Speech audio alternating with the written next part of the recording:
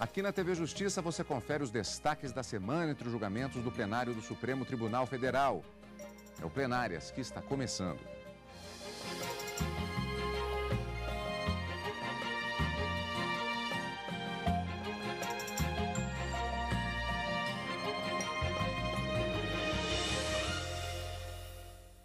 Hoje com os destaques das sessões dos dias 23 e 24 de abril de 2014.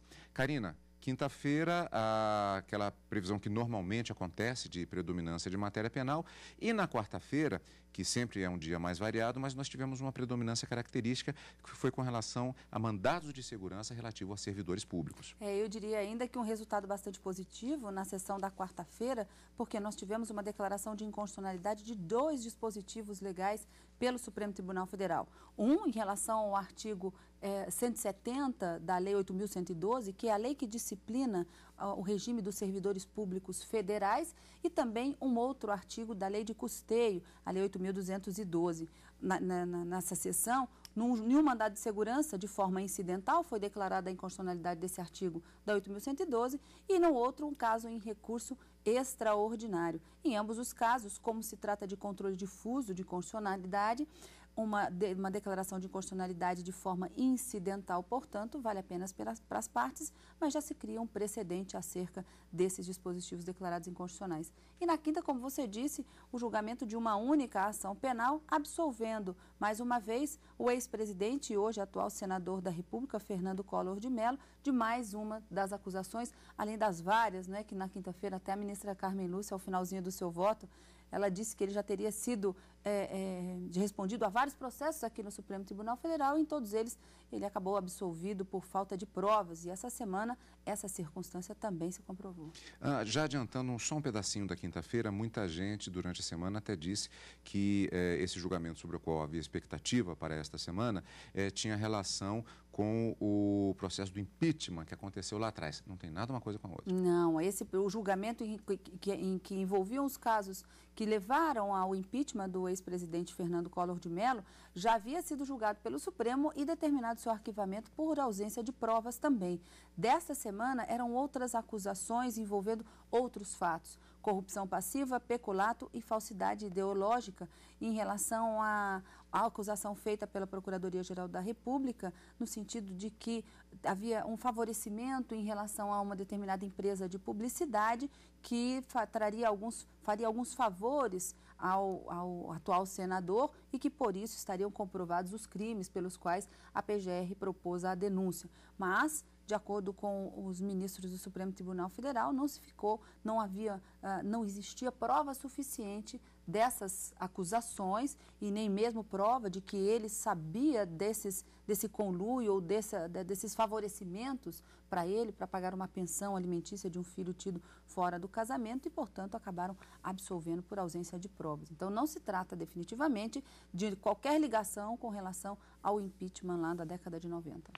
Bom, já viu que a gente tem que fatiar muita coisa hoje, né? Portanto, vamos voltar à sessão plenária da quarta-feira. Os ministros do Supremo aceitam o pedido de servidora do Supremo Tribunal Federal e anulam suspensão de 60 dias imposta a ela. Em outro caso, o plenário negou o pedido de um ex-diretor do Senado Federal, que foi demitido, sob a acusação de se beneficiar do cargo para conseguir contratos entre a empresa dele e um banco.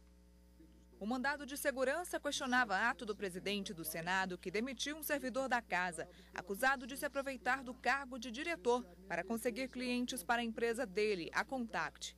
Ele também é acusado de usar a ex-babá, uma senhora idosa, como laranja. O acusado alegou falta de prazo para as alegações finais e que não foi comprovado nenhum benefício à Contact. O relator do caso, o ministro Marco Aurélio, entendeu que não teria qualquer nulidade ou vício no processo e, por isso, negou o pedido. A decisão foi unânime. As mencionadas provas serviram apenas a demonstrar a ligação existente entre o impetrante e Bianca Machado e Dias, esta última analista de crédito da empresa Contact. A relação entre ambos, antes peremptoriamente negada pelo impetrante, consoante declaração estampada à folha 400, quando afirmou conhecer o nome da senhora Bianca pela reportagem publicada na revista Época, é mais uma robusta revelação de que se valeu do cargo público visando oferir ganhos particulares. Os ministros ainda discutiram um caso de um servidor que foi suspenso por 40 dias do trabalho pelo presidente da República. O impetrante alega que a decisão foi tomada após o prazo prescricional e pede que as anotações feitas na ficha do servidor sejam retiradas, porque a punição não tem valor jurídico por conta da prescrição.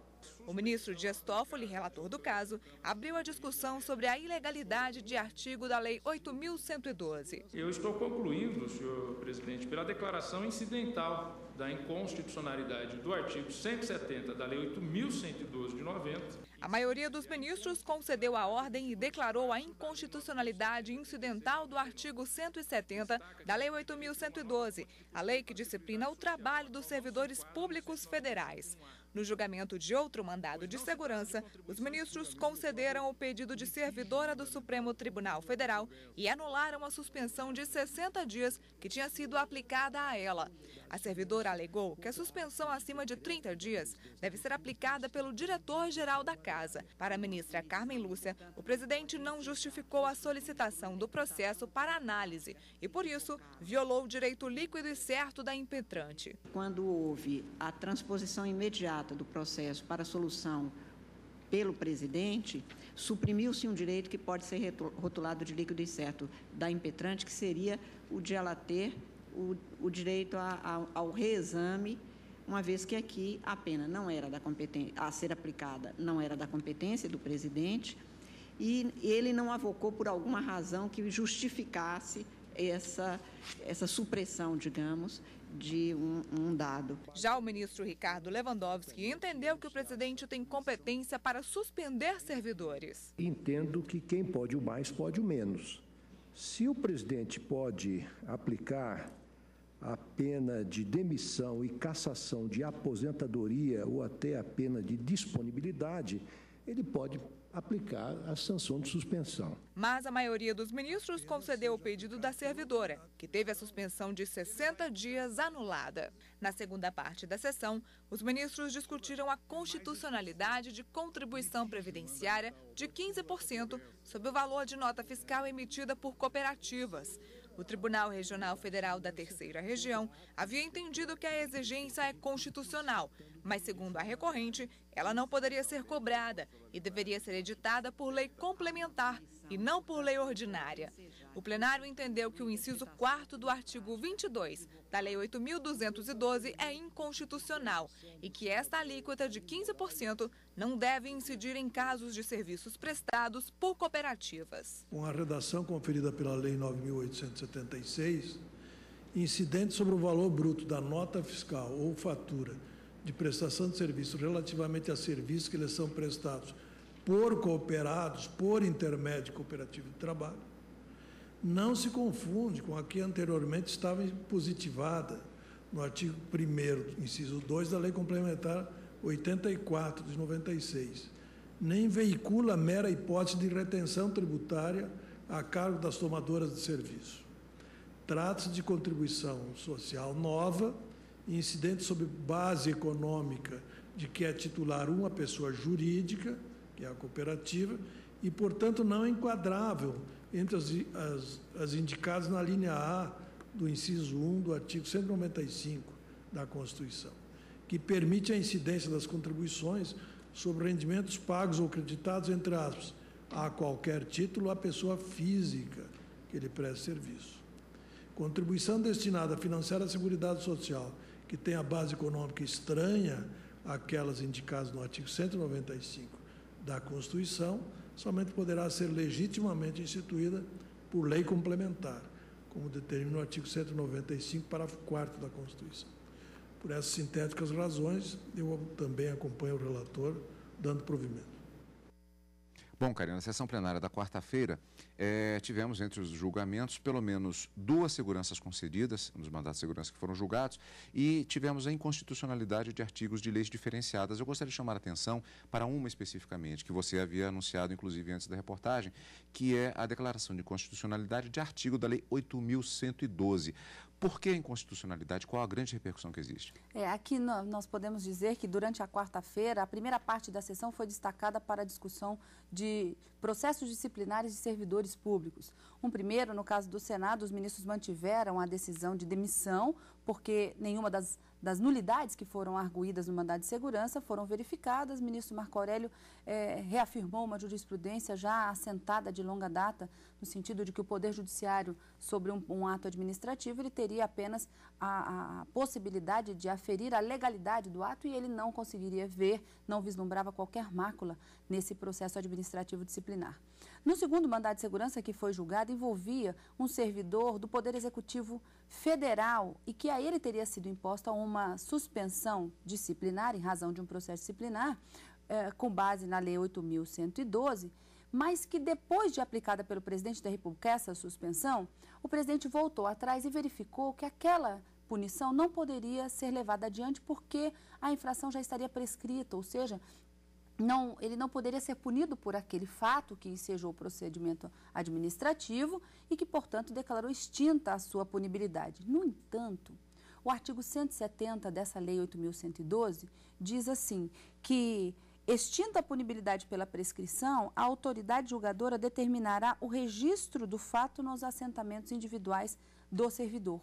Para os ministros, esse dispositivo representa uma violação do princípio da inocência ou da não culpabilidade. Se ele não pode ser punido por um fato que, em razão da prescrição, deve ter a sua punibilidade extinta, por que registrar no seu registro nos seus assentamentos pessoais que aqueles fatos ocorreram? Não haveria justificativa. Lembro até a ministra Carmen Lúcia, durante o julgamento, dizendo, amanhã ou depois, um outro diretor que tiver acesso a essas informações do servidor pode interpretar mal. E, na verdade, ele não foi punido em razão da prescrição. Portanto, nesse caso, de forma incidental, fazendo o que a gente chama de um controle difuso de constitucionalidade, de forma incidental nesse mandado de segurança, o artigo 170 da Lei 8.112 não foi aplicado. Os ministros, por maioria, entenderam que o assentamento não deveria ocorrer, mas o ministro Teori Zavascki ficou vencido em relação à declaração de inconstitucionalidade. Mas mesmo com o voto vencido do ministro, não houve qualquer problema de quórum e a declaração de inconstitucionalidade do 170 para esse caso específico acabou acontecendo.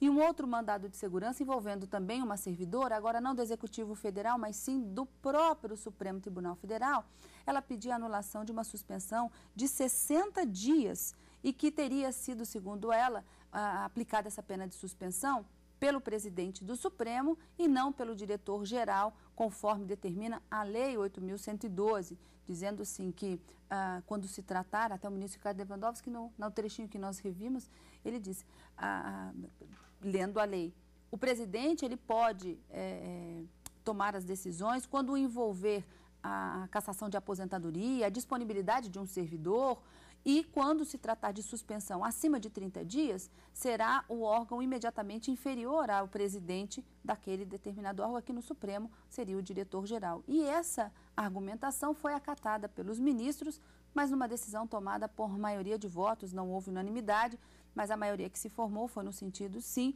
de que essa suspensão teria sido aplicada pelo presidente, quando não deveria sê-lo, e sim pelo diretor-geral. Então, 3 mandados de segurança envolvendo uma mesma lei e a interpretação dessa 8.112 com uma declaração de constitucionalidade.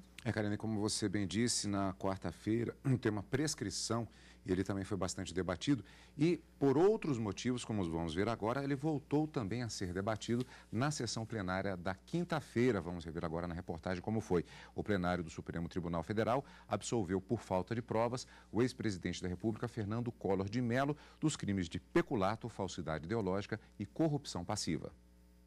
De acordo com a denúncia, o ex-presidente da República e atual senador Fernando Collor faria parte de um esquema que desviava dinheiro público para empresas de publicidade no início da década de 1990.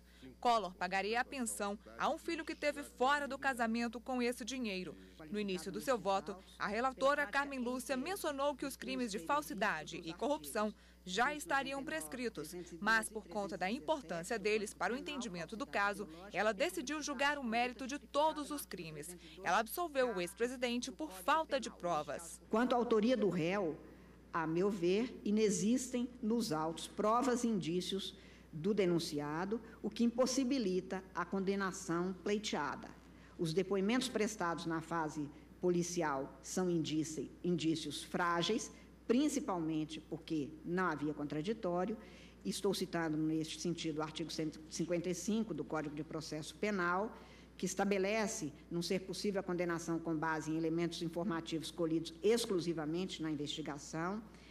E assevero ainda que não se está a dizer que o réu teria ou não sido autor das práticas imputadas como delitos, mas nos limites desta ação penal, conclui-se não existirem provas suficientes para a condenação, pelo que deve ele ser absolvido, na minha compreensão. Para a condenação requerida, teria sido imprescindível a demonstração cabal da certeza dos fatos e de sua autoria. Dúvida a respeito impõe o reconhecimento judicial de não culpabilidade do réu. Indícios, mesmo que considerados fortes, como alegados pelo Ministério Público, e que não são, conforme procurei demonstrar, não sustentam decreto condenatório. Sopesadas as provas carreadas, tem-se, portanto, que a versão do Ministério Público, a meu ver, não merece guarida à míngua de substrato probatório e jurídico razoável, donde a inarredável conclusão de que a versão apresentada revela contornos de conjectura insuficiente para a condenação, porque no processo penal, tudo que oferece duas vertentes lógicas não permite ao magistrado concluir apenas em elucubrações em prejuízo do acusado.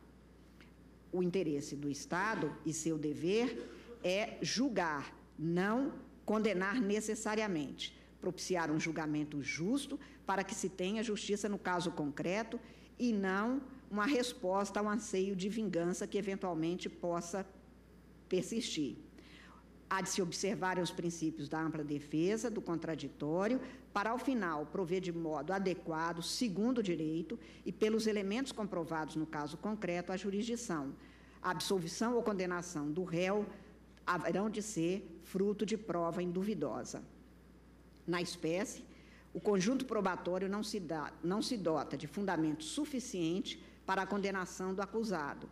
Para a condenação, exige-se certeza, não basta a probabilidade. Este mesmo réu foi sujeito de 14 inquéritos neste Supremo Tribunal Federal, 8 petições criminais, 4 ações penais e mais de 2 dúzias de habeas corpus, chamando a atenção para a ação penal 307, os inquéritos 1030 e 1207, por se tratarem de crimes contra a administração pública, e não foi condenado em nenhuma delas por ausência de provas. A relatora foi acompanhada pela maioria dos ministros. Para os ministros Teori Zavascki, Joaquim Barbosa e Rosa Weber, com base na jurisprudência do STF, os crimes prescritos não deveriam fazer parte do julgamento e deveria ser declarada a extinção da punibilidade antes do início do julgamento. São 3 os delitos objeto da acusação. Em relação a 2 deles, há prescrição em abstrato. O do artigo 299, que é o crime de falsidade, a pena prevista é de 1 a 5 anos. A denúncia foi recebida no ano 2000, de modo que está prescrito. Também está prescrito o crime do artigo 317, de corrupção. Embora hoje, a partir da Lei 10.763, de 2003, hoje a pena seja de 2 a 12 anos para esse delito, à época dos fatos, a lei previa a pena máxima de 8 anos, 1 a 8 anos. De modo que, em relação a esses 2 delitos, há prescrição em abstrato. Eu vou pedir licença para discordar dos colegas em relação ao exame de mérito desses 2 delitos. Prefiro manter-me fiel à jurisprudência do Supremo Tribunal Federal, que é muito antiga. Quando votei os 10º embargos infringentes na ação penal 470, eu tive a oportunidade de referir que o tribunal, com precedentes que vão desde 1896, consagrou a tese de que, verificada a prescrição em abstrato, fica prejudicada, é dever de qualquer tribunal, de qualquer juiz, decretar a extinção da punibilidade. Pode-se dizer que beneficia o réu uma sentença absolutória, mas uma sentença absolutória supõe um julgamento. E quem não pode condenar, porque se há prescrição em abstrato não se pode condenar, quem não pode condenar não pode absolver. Essas questões têm que ficar, a meu juízo, até para a segurança do cidadão, para que dos próprios tribunais, né, muito bem definidas. Mas, então, pedindo vênia a todos que compreenderam de forma e compreendem de forma diversa, eu fico na minha posição tradicional e me sinto cada vez mais jurássica, acompanhando a centenária jurisprudência da Corte e aqui, no caso especificamente, o eminente ministro Theory. Sempre entendi que prescrição, né, e no caso pela pena em abstrato, tem um caráter prejudicial, de prejudicialidade e não avanço para o exame do mérito. Se havia um impedimento ao exame do mérito pela ocorrência da prescrição datada já de quase 2 anos, não vejo como o tribunal possa oscilar e escolher julgar o mérito. Isso traz, na verdade, uma insegurança. Isso traz uma insegurança.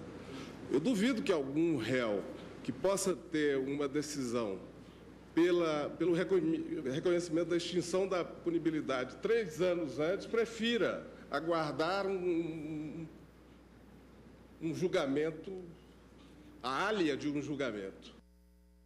Bom, Karina, essa questão da prescrição ela foi bastante discutida. Não foi a tese vencedora, no caso o resultado foi a absolvição. É uma questão que provavelmente vai voltar ao plenário do Supremo para debate pelos posicionamentos que nós vimos justamente nesse julgamento. E aí hoje houve até uma expressão utilizada pelo ministro Theory Zavascki, não só por ele, mas que nós vimos na reportagem, que é a prescrição em abstrato. Do que se trata isso? Que discussão foi essa, Karina? Aqui, já a ministra Carmen Lúcia, logo no início do julgamento, do voto dela, ela disse que a prescrição em relação a 2 dos 3 crimes que Fernando Collor estava sendo acusado estariam prescritos já desde a primeira instância, porque o processo vem ao Supremo Tribunal Federal quando, então, ele é diplomado senador da República e, por isso, tramitaria aqui no Supremo Tribunal Federal em razão da prerrogativa de foro, em razão da função que ele exerce hoje.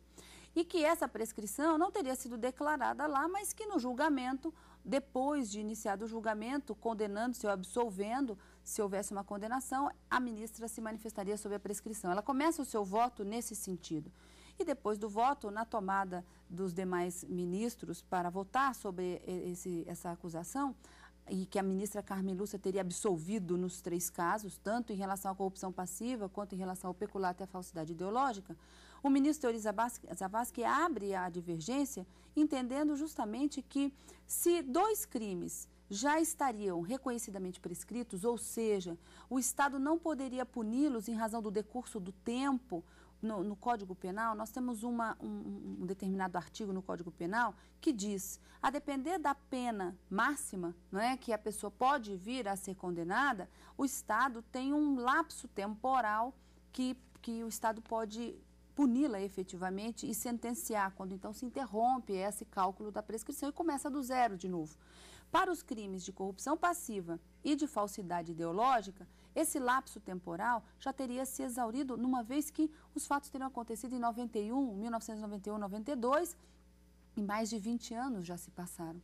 Então, para o ministro Theory Zavascki, a declaração da extinção da punibilidade em razão a esses 2 crimes, se considerada a pena máxima que eles poderiam, que o réu poderia sofrer caso viesse a ser condenado, ele não poderia mais cumprir nenhuma pena em razão dessa prescrição. Então, ele disse, bom, se já estão prescritos, não há que se julgar o mérito. E isso teria que ser feito lá atrás, uma vez que seria matéria de ordem pública e, portanto, Foi o que o ministro Joaquim Barbosa disse no finalzinho do seu voto, não é? É melhor você ter declarado a extinção da punibilidade no início do processo, ou então quando ela se verifica, do que se submeter ao final do julgamento e ficar aí a deriva, a sorte, não é, de ser absolvido ou o azar de ser condenado. Nesse caso, a ministra Carmen Lúcia votou pela absolvição e essa maioria que se formou. Ficaram vencidos o ministro Teoriza Vasque, Rosa Weber e Joaquim Barbosa, foram os três, não é, que na verdade reconheciam a prescrição da pretensão punitiva em relação aos 2 delitos e também absolviam em relação ao peculato. No frigir dos ovos, ação arquivada, o senador, o atual hoje senador Fernando Collor de Mello, absolvido em relação a esses 3 crimes acusados por falta de provas. O ministro Ricardo Lewandowski, ele divergiu também em relação à ministra Carmen Lúcia, mas apenas quanto à absolvição dentro dos fundamentos dos incisos do 386 do Código de Processo Penal, mas também o resultado acaba sendo o mesmo. Absolvido, como eu disse no direto do plenário, menos uma ação penal tramitando no Supremo. Sessão plenária da quinta-feira, portanto, e assim nós encerramos os destaques da semana no plenário do Supremo Tribunal Federal. E continuamos, como sempre, nos encontrando quartas e quintas-feiras, não é, Karina? Quartas e quintas, ao vivo, no direto do plenário e no final de semana no Plenárias. Como sempre, nós agradecemos a sua presença conosco, obrigado pela companhia e continue conosco na TV Justiça.